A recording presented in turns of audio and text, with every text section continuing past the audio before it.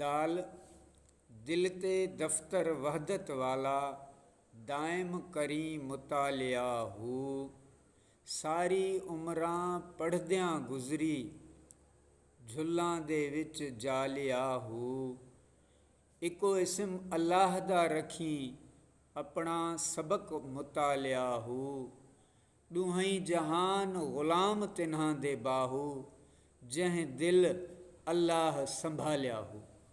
तर्जुमो ऐं तालिब तुंहिंजी दिल ते इल्मु वहदत जो दफ़्तरु रोज़ अज़ल खां तहरीर थियल आहे।